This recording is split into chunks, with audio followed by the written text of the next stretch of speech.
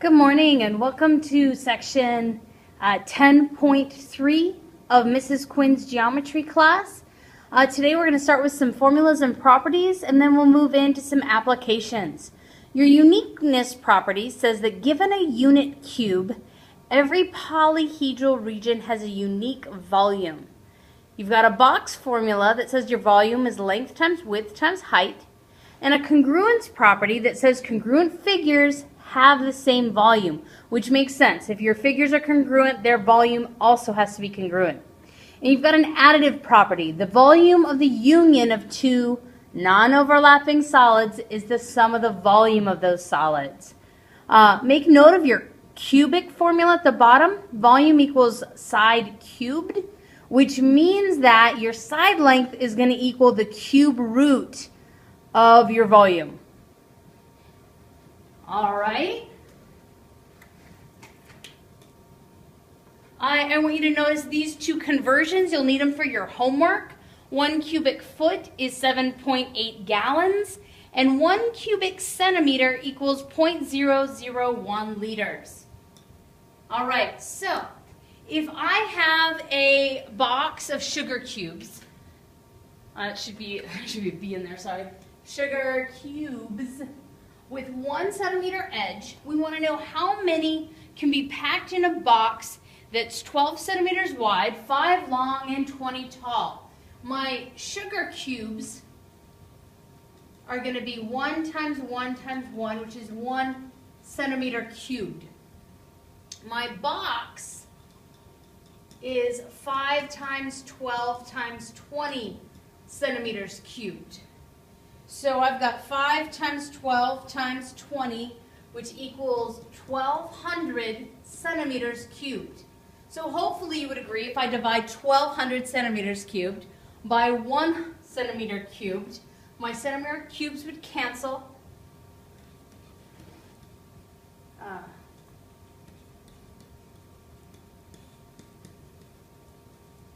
And I can fit this many sugar cubes in my box. All right, what if we have a stack of H congruent cubes with a side length S? What would the volume of that stack be?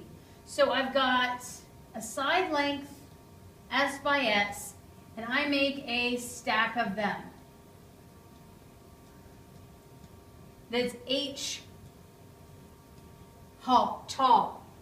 So my volume is going to give me length times width, which would be side times side, times my height, which would be S, or H, and then I could simplify that to side squared H.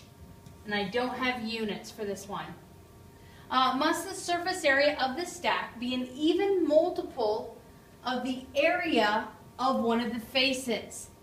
Well, let's think about it. If we stack this thing nice and tall, we're going to end up with a rectangular prism. And so I'll have 6 total faces, 4 rectangular faces, 2 bases. So yeah, this should be an even multiple because we'll end up with an even number of faces.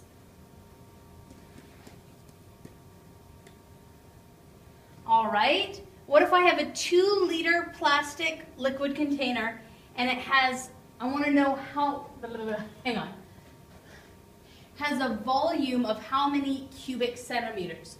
We know that 1 cubic centimeter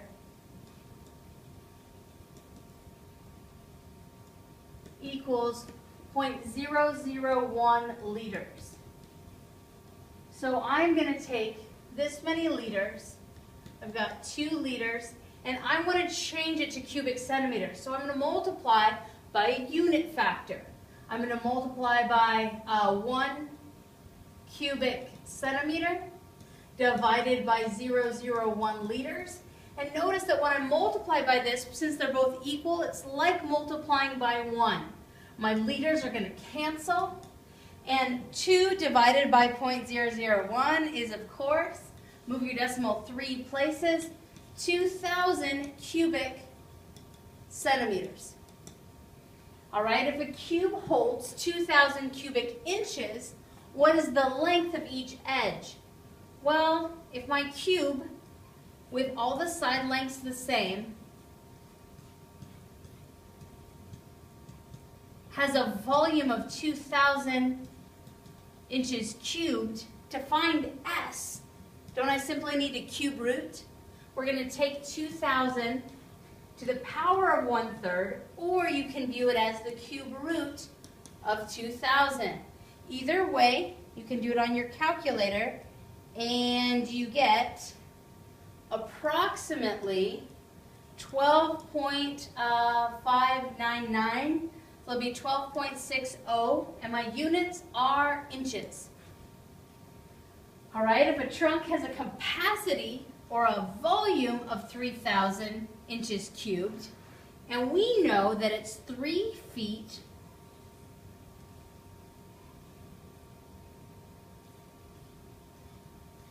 It's 3 feet wide,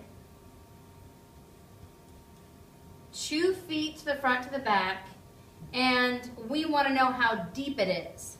I will draw mine like this, but it really doesn't matter which piece you're looking for. If we have volume is length times width times height, I view my height as my depth, but you might view your width as your depth. However you view it, it doesn't matter because the formula is going to be the same.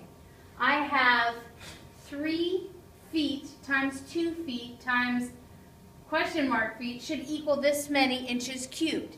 But since I'm dealing with cubic inches, the first thing I should do is change feet to inches. And times by 12, does everyone agree that's going to equal 36 inches? 2 feet times 12 is going to give me 24 inches.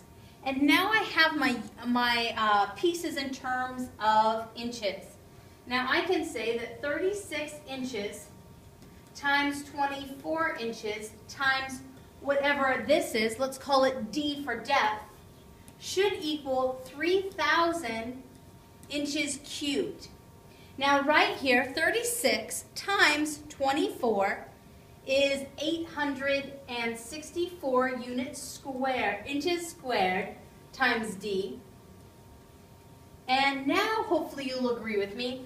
I can simply divide both sides by 864 inches squared. Here it'll cancel. And here on this side, I'll end up with D equal to inches squared. We'll cancel with inches cubed and just leave me with inches.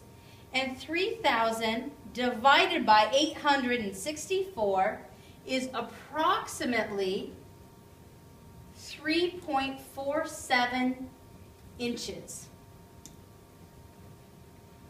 All right.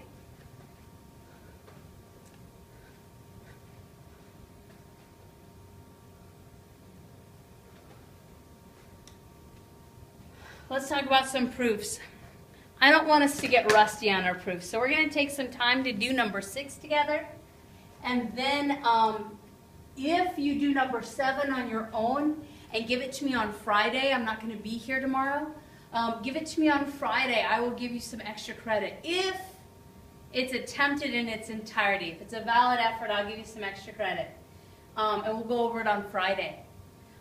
For this one, I am given that AB is the perpendicular bisector of MN. Now that is the definition of reflection. The line of reflection by definition is the perpendicular bisector of your shape that's reflected over it. So this is my given. Thus I know that M reflects to N because of the definition of reflection. I know that A is going to reflect to itself because of the definition of reflection, and I know that B is going to reflect to itself due to the definition of reflection. Also an option here, because we're saying something reflects to itself. Well, let's not get fancy. Both of these work. We'll use definition of reflection for both. Then I can say that the line AB, if I reflect the angle MAB over that line, I am going to get angle, if I reflect MAB over that line, I should get NAB. And that is due to the definition of reflection. Oh, wait, no, it's not. Hang on. Oh, my points are by definition of reflection, and it's been a while since I've done this. Now our shapes actually get reflected by what? Oh, good, the figure reflection theorem. Figure reflection theorem. And finally, now that I've reflected the whole angle, or I've shown how the angle reflects, now I can say that they are definitely congruent because of the definition of what?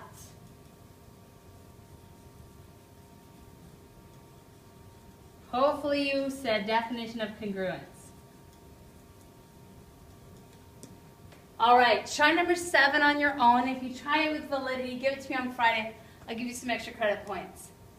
Let's end with the volume of some prisms and cylinders. If I do the volume of a prism right here, this is the area of my base times my height. So my area of the base is simply going to be length times width. 9 times 9 centimeters squared. My height is 15 centimeters. When I multiply those together, hopefully you'll agree with me, this is 81. I get 81 centimeters squared times 15 centimeters. And 81 times 15 is 1,215 centimeters cubed. Now we could have also set this up like length times width times height. Agreed? But oftentimes it's easier for us to find the area of our base and then multiply by the height. Because notice that here your area of the base was a square, but what if the area of your base was a hexagon or a pentagon? We want a formula that we can use all the time. You're always going to find that area of the base, whatever it is, rectangle, square, octagon, and then multiply it by the height. Here for a cylinder, we have base times height. Now the area of my base is a circle, and we're going to multiply it by height. So I've got pi times 4 squared, that's the area of my base, times the height, which is 10 inches. And so now I'm going to get 16 times 10 is going to give me 160 pi, and my units are inches cubed. All right, for tomorrow, I want you to try number 1 and number 2, and we'll go over the solutions together tomorrow. Have a great day. Oop.